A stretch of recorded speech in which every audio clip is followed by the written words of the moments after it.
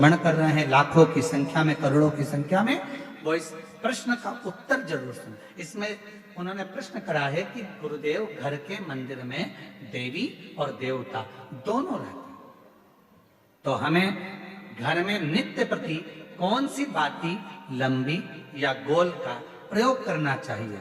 तो निवेदन है, जब नवरात्रे का समय आए और 9 दिन तक देवी माँ आपके घर में विराजमान हो, या दीपावली का पर्व हो जब महालक्ष्मी की पूजन कर रहे हो, तब लंबी बाती का प्रयोग करें। बाकी के समय में घर में हमेशा गोल बाती का प्रयोग चालू रखें। गोल बाती का प्रयोग, जो क्या कौन सी आपके यहाँ गोल बोलते हैं, फूल बोलते हैं? गोल फूल बत्ती का प्रयोग, फूल बत्ती। और कभी कभी यदि आप महालक्ष्मी का पूजन कर रहे हैं, माता लक्ष्मी का पूजन कर रहे हैं, माँ जगत जननी की आराधना कर रहे हैं, साधना कर रहे हैं, माँ आद्य शक्ति को प्रसन्न करना चाहते हैं, माँ आद्य भवानी को प्रसन्न करना चाहते हैं, और जिस दिन तुम्हारा मन कर जाए कि आज मेरी माता की कृपा मुझ पर होना है, माँ करुणा करे, माँ जगत जननी जगत धात्री माँ अम्बा कृपा करे, तो निवेदन है उस दिन 2 दीप लगाया करो, एक गोल बाती का, एक लंबी बाती का। ये 2 दीप जब हम शिव और शक्ति के लिए लगाते हैं तो हमारे मन की कामना पूर्ण जरूर होती है। प्रयास करा करो, कभी कभी।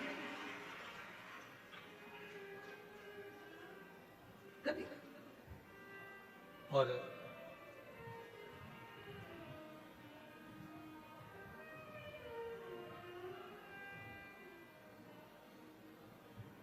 एक प्रश्न और इन्होंने लिखा है, गुरुदेव हम जानना चाहते हैं कि हम बच्चों को रुद्राक्ष का जल देना चाहते हैं, पर बच्चे कई बार वो पीते नहीं, कोई कहीं नहीं पीता, कोई नहीं पीता, कोई पीता, तो हमने क्या करा कि घर का जो मटका है उस मटके में रुद्राक्ष डाल दिया। कैसी रही? अब इसका उत्तर तो तुम दे दो, कैसी रही? अच्छा तो बोलो जब के कैसी रही? अच्छी रही। तो मेरी जीजी, प्रेरणा जीजी और जीजा जी, आप दोनों को प्रणाम, नमन। जीजी को भाई की ओर से, जीजा को साले की ओर से प्रणाम। अब प्रश्न ये है कि गुरुदेव हमारे वो मटके में हमने रुद्राक्ष डाल दिया, अब कभी कभी मटके का जल हम शिव जी को तो चढ़ाते हैं, पर कभी कभी हम मटके का जल तुलसी जी को भी चढ़ाते हैं, तो चढ़ा सकते हैं कि नहीं चढ़ा सकते? तो हम निवेदन करेंगे, मना किसने करा? उसको लेके आओ। क्योंकि लोगों ने भेद करा कि लोग भेद करते हैं कि हम तुलसी की माला पहनते हैं तो क्या रुद्राक्ष की माला नहीं पहन सकते? क्या हम रुद्राक्ष की माला पहनते हैं तो क्या हम तुलसी की माला नहीं पहन सकते? कहाँ लिखा? शिव महापुराण की कथा कहती है, रुद्राक्ष की माला पहनने वाला तुलसी की माला को साथ में अगर धारण करता है तो उस पर श्री हरि और हर दोनों ही कृपा करते हैं। ये शिव तत्व।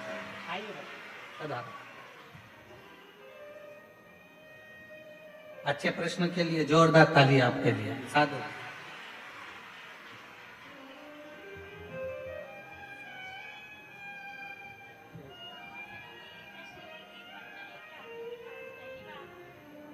जितेंद्र जी के भाग्य अच्छे थे ना, इसलिए ये पत्र पढ़ने में आ गया है। साधु प्रणाम।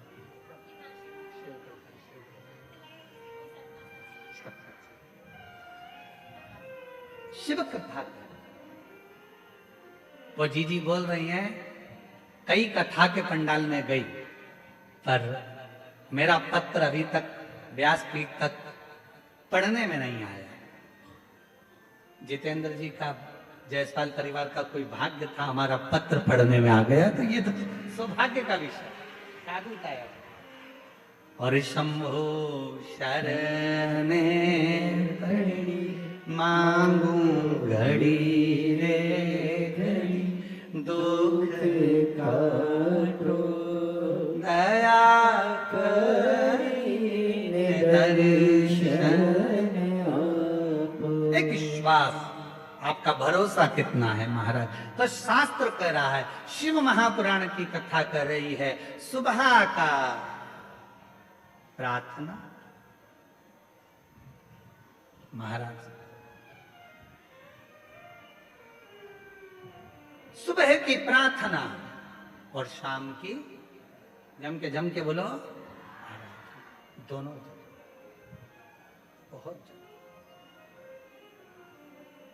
सुबह उठो, बाबा को प्रार्थना करो, बन सके अपने घर के नजदीक में अगर शंकर जी का कोई शिवालय है, एक लोटा जल अपने घर से लेकर जाओ, बाबा को चढ़ाओ, उस जल को आचमन करो, अपने शरीर पर आनंद करो। एक लोटे जल की कितनी प्रबलता है, एक लोटे जल की कितनी महत्वता है। कोई कोई जो अपने पद पर उच्च प्रतिष्ठा में अगर बैठे हो तो उनसे भी पूछना कि एक लोटा जल क्या क्या कमाल कर देता है। एक लोटा। यहाँ बालोद से नगर पालिका अध्यक्ष प्रतिभा जी पधारी हैं। मैं साधुता देता हूं, कभी मौका लगे तो इनसे पूछना कि एक लोटा जल, इन्होंने सोचा भी नहीं था कि हम नगर पालिका अध्यक्ष बन जाएंगे क्या। पर जब रायपुर कथा चल रही थी और वहां मिलने आई थी तो हमने एक ही बात कहा था, जी शिव जी पर जल चढ़ाते रहना, एक दिन मेरे भोले बाबा हाथ पकड़कर कहां कहां ले जाकर छोड़ेगा, ये उसके ऊपर मेरे साधुता। एक लोटा जल सारी समस्या का ये शिव कृपा। यहाँ एक साहू परिवार बैठा है बालोद का, जिन्होंने बालोद में कथा करवाई थी। महाराज जब ये कथा बालोद में लेकर आई थे तो जब हम इनके घर पहुंचे थे रुकने के लिए, तब इनके आंख में अश्रु था और कह रहे थे, गुरुजी इतनी बड़ी व्यवस्था है कैसे होगी। हमने कहा कथा तुम नहीं करा रहे, कथा करवाने वाला तो मेरा डमरू वाला है, मेरा शिव है। आप और हम तो केवल निमित्त है, केवल निमित्त। और ये शिव की कृपा हुई थी कि बालोद में कथा बहुत सुंदर तरीके से, उसके लिए आपको साधुता है, ये शिव। जैसे हमने जितेंद्र जी के लिए कहा ना कि जयसवाल परिवार का कोई पूर्व का पुण्य होगा, इनके माता पिता का, इनके परिवार का, इनकी जो धर्म पत्नी है श्रीमती राजकुमारी जी आपके मायके का, और कहीं श्री जितेंद्र जी आपके दादा परदादा आपके माता पिता का कोई पुण्य प्रबल हुआ होगा तो ये कथा को। और जितने यहाँ कथा सुनने बैठे हो आपके भी कहीं पूर्व के 71 पीढ़ी का कोई पुण्य होगा।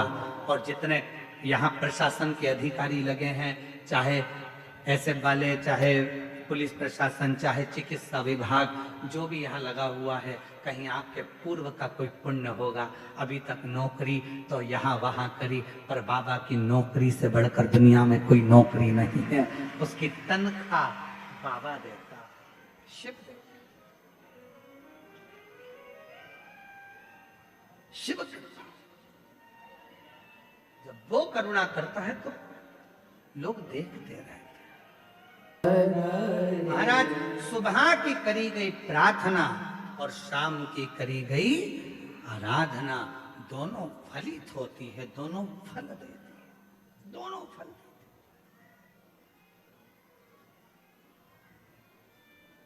तो कई लोग कहते गुरुजी हम कैसे मान लें, उसका प्रमाण शिव महापुराण में दिया। देवराज नाम का ब्राह्मण कभी ब्राह्मण कुल में जन्म लेने के बाद भी उसने कभी ब्राह्मण कर्म नहीं किया था। कभी ना भजन किया, ना कभी सत्संग किया, ना कभी कथा का स्मरण किया, ना कभी संकीर्तन किया, ना कभी पूजन करी, ना कभी पाठ किया। केवल परिवार में रहता था, अच्छी धर्मात्मा पत्नी थी, 2 घर में बच्चे थे। पर किस्मत देखो, ब्राह्मण कुल में जन्म तो लिया, पत्नी भी मिल गई, बच्चे भी मिल गए, पर संगत अच्छी नहीं मिल पाई। एक दिन पर स्त्री के चक्कर में पड़ गया, पर स्त्री के चक्कर।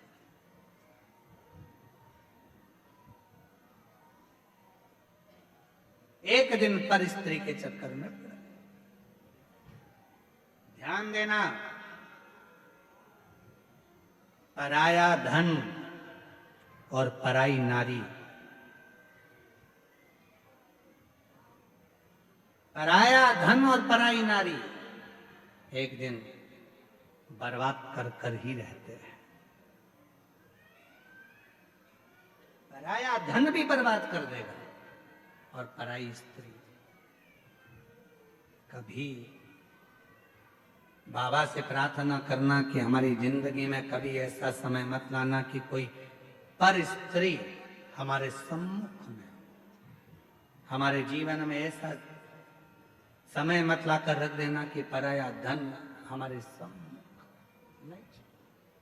बाबा भगवान भोलेनाथ जी से कहना कि ऐसी कृपा करना मेरे शंकर, ऐसी करुणा करना मेरे भोले बाबा, अगर मुझे देना तो मेरी किस्मत का देना, जो मेरे ललाट पर लिखा हो, ऐसे भाग्य का देना जो सतमार्ग में लगे, अच्छी जगह लगे, अच्छे कर्म में लगे। ऐसा धन मत दे देना जो ले जाए डॉक्टर में लगाओ, न इसमें लगाओ न उसमें लगाओ, गलत गलत जगह पर धन लगता रहे, कहीं कोर्ट में लग रहा, कचहरी में लग रहा, थाने में लग रहा, कहीं हॉस्पिटल में लग रहा। ऐसा धन, ये धन नहीं चाहिए, ऐसा धन नहीं चाहिए। कोर्ट में लग रहा है, कचहरी में लग रहा है, थाने में लग रहा है, हॉस्पिटल में लग रहा है, पड़े हुए हैं, इलाज पे इलाज चल रहा है, कहीं ये धन वहां यहाँ ना जाने कहां कहां। ना ना ना बाबा, अगर तू देना तो ऐसा धन देना कि वो कहीं लगे। तो जैसे आज जायसवाल परिवार शिव महापुराण की कथा करवा रहा है, ऐसा धन देना कि हमारे भी जीवन में एक कथा हो, ऐसी देना। तू मना नहीं, पर सत्कर्म कर, अच्छा दे। प्रार्थना, कई लोग कहते हैं क्या सुबह की प्रार्थना और शाम की आराधना क्या जीवन बदल देती है? बदलती है, जरूर बदलती है। बस याद रखो, प्रातः के समय पर प्रार्थना करो, बाबा को नमन कर कर, निवेदन कर कर, एक लोटा जल समर्पित कर। और जैसे जैसे प्रदोष काल आए, शाम का समय, सूरज ढलने का समय हो, प्रदोष काल का समय हो, प्रदोष काल का समय हो, और हल्का हल्का सूरज डूब रहा हो, अंधेरा थोड़ा थोड़ा छा रहा हो, और उस समय पर जब हम बाबा को दीप लगाकर आराधना करते हैं, उसकी स्तुति करते हैं, श्री शिवाय नमस्तुभ्यं, श्री शिवाय नमस्तुभ्यं, श्री शिवाय नमस्तुभ्यं, श्री शिवाय नमस्तुभ्यं। जब हम आराधना करते हैं, साधना करते हैं, तो वो समय का प्रदोष काल का दीप, प्रदोष काल की आराधना, प्रदोष काल की साधना, और प्रदोष काल में परमात्मा का लिया गया नाम हमारे करोड़ों करोड़ों करोड़ों करोड़ों पुण्य को प्रबल कर देता है, और हमारे पाप को छिन्न कर देता है। हमारे पाप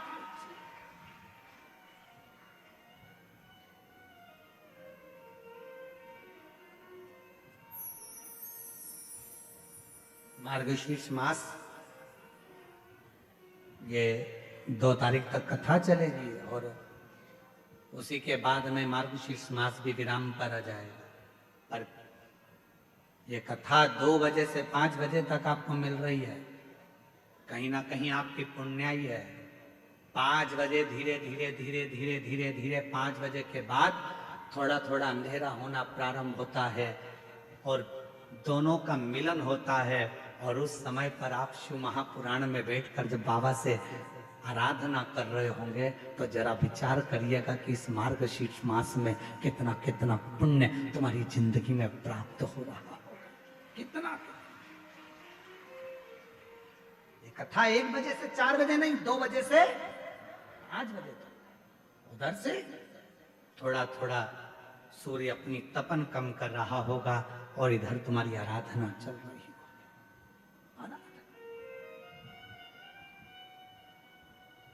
और जब आप कथा पूरी श्रवण कर कर, आरती कर कर, भूमि को नमन कर कर, वहां की मिट्टी को अपने मस्तक पर लगाकर, हृदय को लगाकर जब बाबा से प्रार्थना कर कर जाओगे, नित्य है कि प्रदोष समय की ये आनंदमय पल आपकी जिंदगी को बदल कर रख देंगे और आपको संपदा लाभ।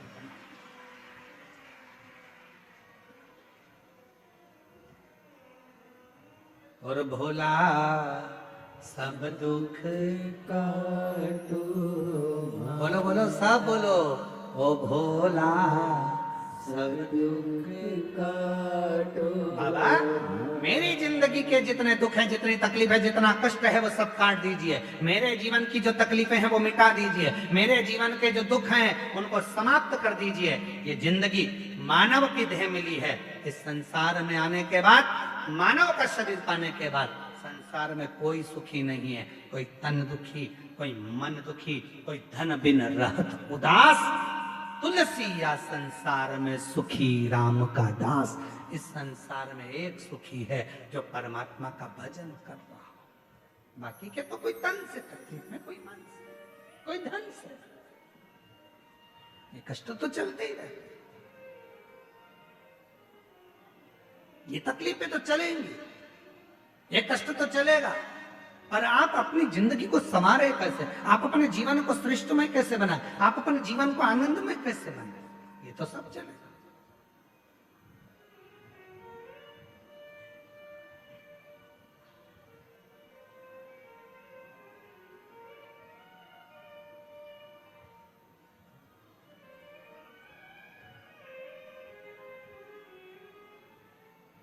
महाराज देवराज नाम का ब्राह्मण कुल में जन्म लेने के बाद कभी अच्छा कर्म नहीं, और परिवार अच्छा था, पत्नी अच्छी थी, बच्चे अच्छे थे, पर स्त्री का संग पकड़ लिया, एक पर नारी का संग पकड़ लिया। अब पर नारी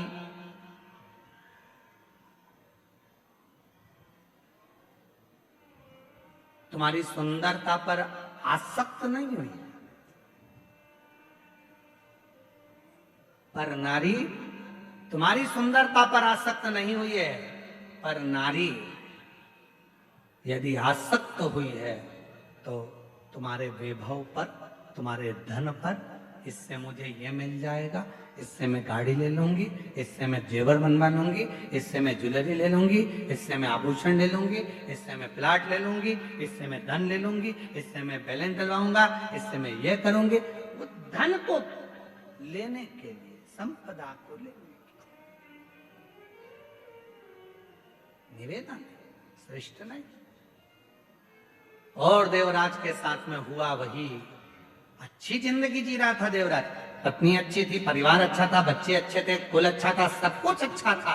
पर एक स्त्री ने बर्बाद कर दिया, चोरी करना सिखा दिया, गलत संगति में उसको मदिरा पान करना सिखा दिया, मांसाहार करना सिखा दिया, और आखिरी में वेश्यावृत्ति में तो लगी गया था। एक दिन उस पर स्त्री ने कह दिया देवराज से कि रानी के गले में जो रानी हार पड़ा हुआ है वो हार मुझे चाहिए, तू ला कर देना, तब अपना चेहरा दिखाना। तू ला कर देना तो अपना चेहरा दिखाना। उस स्त्री के जाल में, उस स्त्री के जाल के अंदर देवराज ब्राह्मण ऐसा फंस चुका था कि गया, वो देवराज ऐसा फंसा बैठा था कि रानी के महल में जाकर वो हार को चुराने के लिए गया। हार को महाराज, मेरी जीजियों, मेरे जीजाओं, मेरी बेटियों, बेटाओं, मेरी माताओं, मेरे भाई, याद रखना,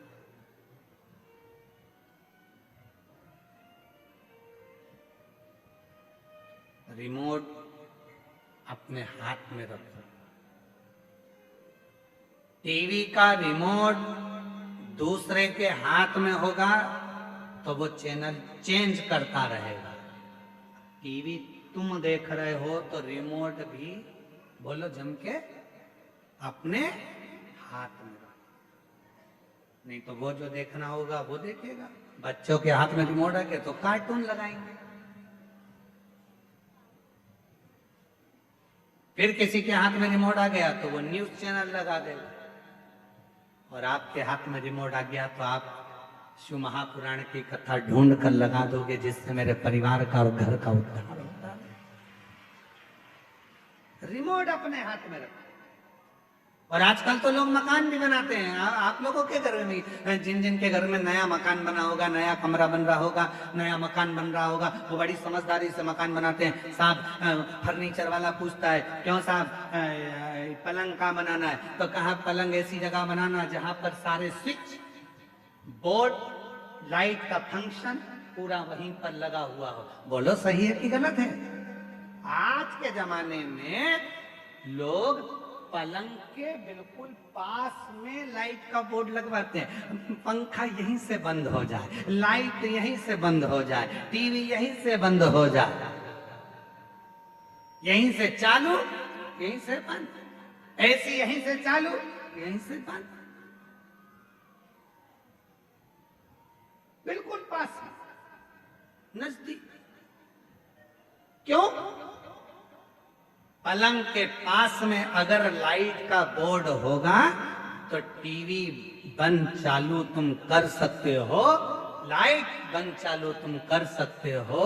उसी तरह याद रखना, जैसे पलंग के पास बोर्ड होना जरूरी है तो मोबाइल भी पड़े पड़े चार्ज पे लगा दोगे, उठा लोगे, बंद कर दोगे। उसी तरह अपने हृदय के पास में देवाधिदेव महादेव का होना जरूरी है, तो वो सुख दुख को देखता है। सुख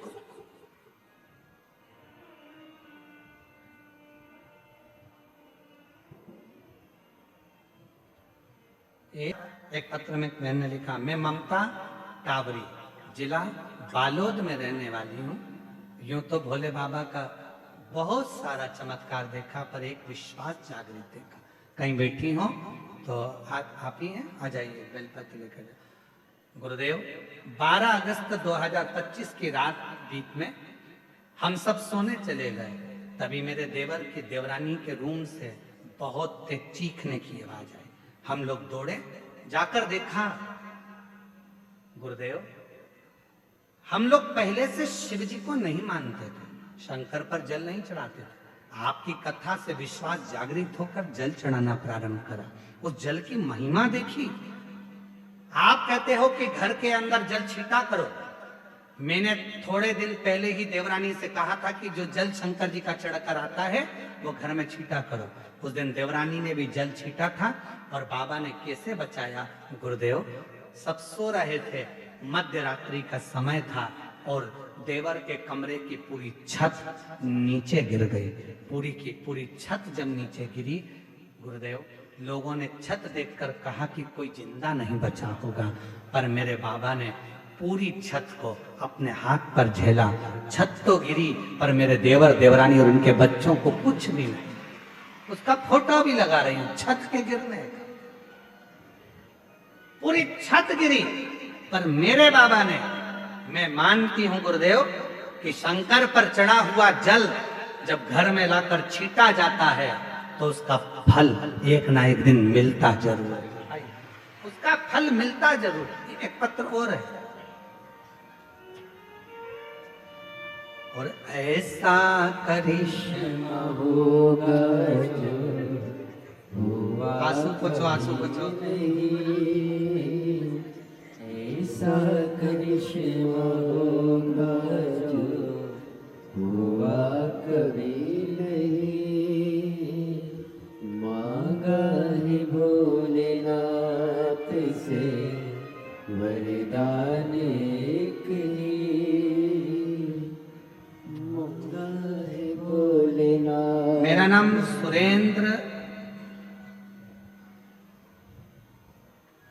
सुरेंद्र कोराम, उम्र 36 वर्ष, ग्राम भर्री टोला, ग्राम भर्री टोला, सही बोला? हाँ तो भर्री टोला, ठीक है। जिला कांकेर का रहने वाला हूँ। कहीं बैठे हो हाथ हिलाइए, आ जाइए। मैं कथा पंडाल की मिट्टी एवं शिव भक्त का वर्णन करना चाहता हूं। मैं भाग आपका नाम सुना था, देखा था, पर आपको मानता नहीं था। मैं आपको सुना था, देखा था, पर आपको मानता नहीं था कि आप जो कहते हैं क्या वो हो सकता है। मैं इसको कभी नहीं मानता था। पर हमारे पंचायत में सरपंच चुनाव होना था और गांव वालों ने मुझे निर्विरोध चुन लिया था। हमारे पंचायत में 4 पारा है। नामांकन भरते समय 8 लोगों ने नामांकन भरा, तो मुझे लगने लगा कि हार जाऊंगा। फिर एक रोज चुनाव के पहले एक शिव भक्त से मुलाकात हुआ। उसने बताया कि कथा के पंडाल में जाओ, वहां की मिट्टी लेकर आओ, कथा सुनो, श्री शिवाय नमस्तुभ्यम का जप करना और सब बाबा पे छोड़ देना। फिर वो सीहोर वाला बाबा जाने और भोलेनाथ जाने, इसके बाद मेहनत करो। गुरुदेव, मैं भी कथा के पंडाल में पहुंच गया। मैं एक बात बोलूं गुरुदेव, आपको कभी नहीं मानता था। मैं तो आपको ऐसे ही समझता था कि लोगों को पागल बना रहे होगे। पर गुरुदेव, आज दिल से कहता हूँ, कथा के पंडाल में पहुंचा, वहां प्रार्थना करी, मिट्टी उठा लाया और मिट्टी लाकर अपने घर पर रख लिया। बाबा के भरोसे चुनाव लड़ा और इतने लोग खड़े थे, जो पुराने थे वो भी खड़े थे। पर आज बाबा की कृपा से सबसे कम उम्र का सरपंच मेरे बाबा ने मुझे बना दिया। मैं बाबा को प्रणाम करने के लिए, ये शिव की उदाहरण, शंकर की उदाहरण।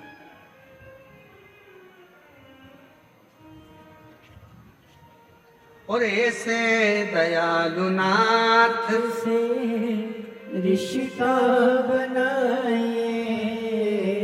गुरुदेव, मैं आपको धन्यवाद कि अब मैं पहचान गया। और तेरे हवाले मेरी गाड़ी, तू जाने तेरा काम जाने। बाबा तेरे भरोसे मेरी गाड़ी, तू जाने तेरा काम जाने। तू जाने तेरा काम जाने। तू जाने तेरा काम जाने। तू जाने तेरा काम जाने। तू जाने तेरा काम जाने। तेरे भरोसे मेरी गाड़ी, तू जाने। एक बार जोरदार ताली बजाओ। बाबा पर भरोसा कर विश्वास कर देख लिया और बाबा ने कुर्सी पर ले जाकर बिठा दिया, सरपंच बना दिया। एक बार जोरदार ताली बजा। साधु श्री मंदिर में पहुंच गए।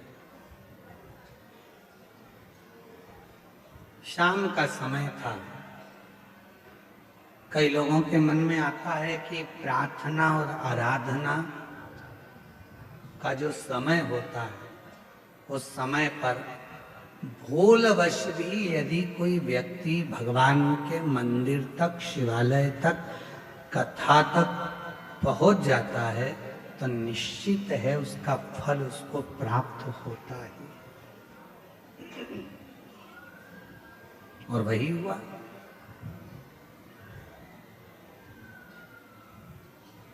पहुंच गए।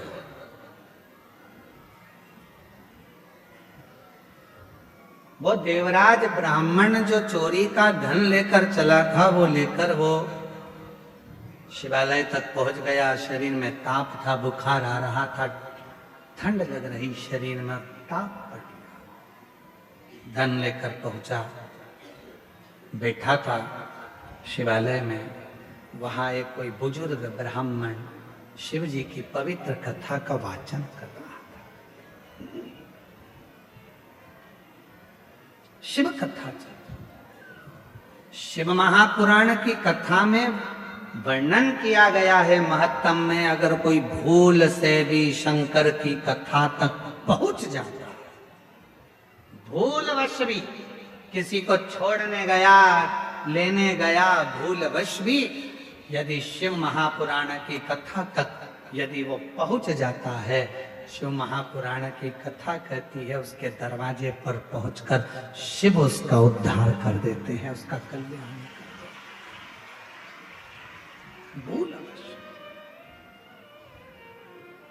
और मैंने तेरे ही भरोसे भोले, तेरे ही भरोसे हवा बिच उड़ती जवानी, बाबा डोर हथों छड़ी नाम कटी जवानी।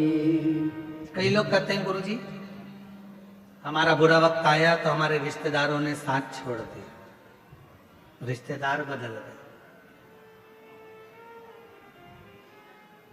हमारा थोड़ा सा व्यापार डाउन गया गुरुजी, हमारे परिवार के लोग बदल गए। अच्छा आपसे पूछें, जरा उत्तर देना कांकेर वालों, सब लोग, बुरा वक्त आया तो रिश्तेदार बदल गए, बोलो बदले कि नहीं बदले? बुरा वक्त आया तो अपने बदल गए, बदले कि नहीं बदले? जब रिश्तेदार बदल गए, घर के लोग बदल गए, तो थोड़ा समय का इंतजार करो, बुरा वक्त भी जरूर बदलेगा, ये निश्चित है।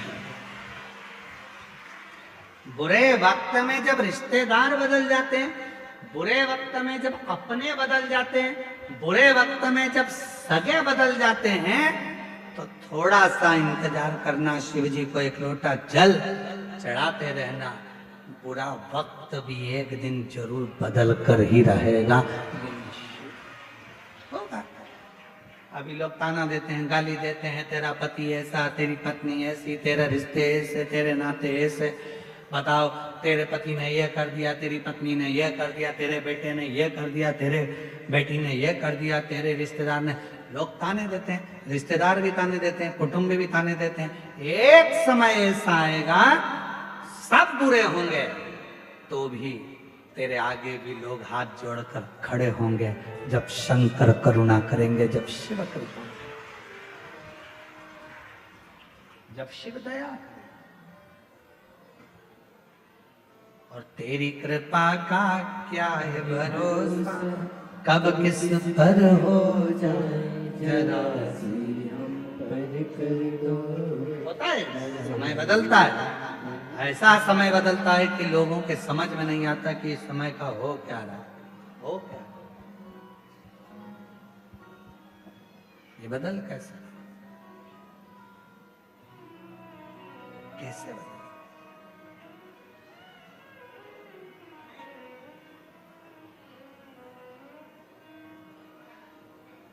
एक बात आप लोगों से कहें, एक मक्का का खेत था, मक्का लग रही थी,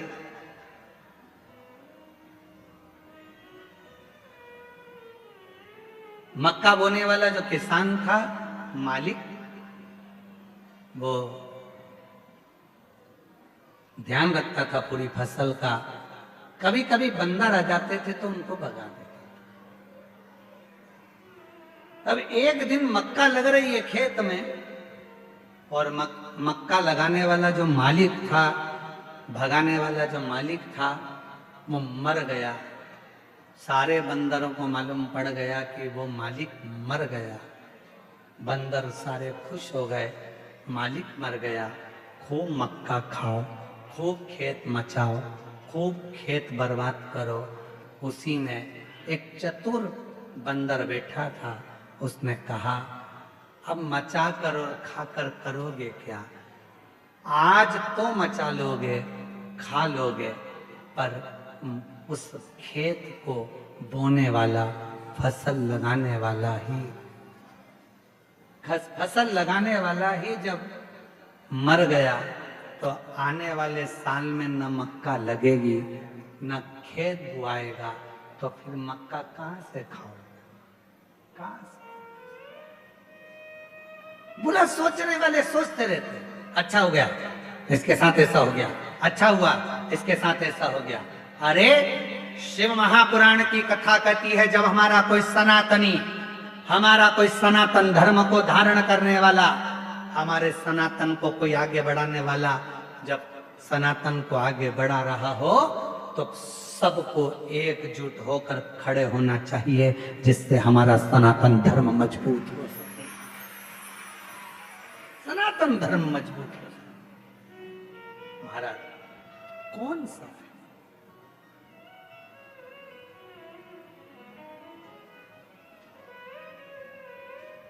हम क्या करते हैं? दिन रात बदनाम करने का प्रयास करते हैं। जरा सा अपने मन का काम नहीं हुआ तो हमने बदनाम करना प्रारंभ कर दिया, हमारे दिल की बात पूरी नहीं हुई तो हमने बदनाम करना प्रारंभ कर दिया। ना ना, शिव कथा कहती है ना, शिव तत्व को जानिए, शंकर को पहचानिए। देवराज आराधना के समय पर शिव पुराण के शब्द उसके कानों में पड़ गए और देवराज बेलपत्र के वृक्ष के नीचे प्राणों को त्याग दिया। स्वयं देवाधिदेव महादेव उसको नंदी पर लेकर गए और भगवान शंकर उसे नंदी पर बिठाकर लेकर जाते हैं और बड़े भाव से, आनंद से नंदी पर बिठाकर मेरे शंकर भगवान उसको कैलाश धाम तक लेकर जाते। आगे चरित्र आया है सुंदर। एक बिंदुक नाम का ब्राह्मण और उसकी धर्मपत्नी का नाम चंचुला था। महाराज शंभु शरणे पड़ी मांगो घड़ी रे घड़ी, दुख काटो दया करी दर्शन आपो। शंभु शरणे पड़ी मांगो घड़ी रे घड़ी, दुख काटो दया करी दर्शन आपो। एक बिंदुक नाम का ब्राह्मण जिसकी धर्म पत्नी का नाम चंचुला है, और बिंदुक भी गलत मार्ग में पड़ गया था, और गलत मार्ग में पड़ने के कारण बस बिंदुक के भी प्राण चले गए थे। प्रेत योनि में बिंदुक पड़ गया था, और जब प्रेत योनि में बिंदुक पड़ा, चंचुला देवी ने बड़े प्रेम से काशी की यात्रा करी। और चंचुला जब काशी की यात्रा करने के लिए चली और काशी में भ्रमण करते करते चंचुला देवी के कानों में शंकर भगवान की विरल कथा श्रवण करने का उसको सौभाग्य मिल गया। 2 क्षण की कथा का रसतत्व चंचुला के कानों में पड़ गया। गंगा का स्नान कर कर आ रही थी, प्राण छूट गए, और प्राण छूटने के बाद भगवान शंकर की परम आनंदमय धाम कैलाश की भूमि पर पहुंच गई, और वहां मां जगतजननी अम्बा पार्वती, जगतजननी दुर्गा भवानी मां पार्वती की सहेली सखी बन गई। मौन रहती थी, चुप रहती थी। पूछा मां पार्वती जी ने, मां जगतजननी पार्वती जी ने पूछ लिया, क्या बात है चंचुला, तुम मौन रहती है, शांत रहती है, चुप रहती है, क्या हुआ? चंचुला देवी ने उसी पल कहा, मेरा पति प्रेत योनि में पड़ा है, उसकी मुक्ति नहीं होती। इतनी सी बात। तो शिव महा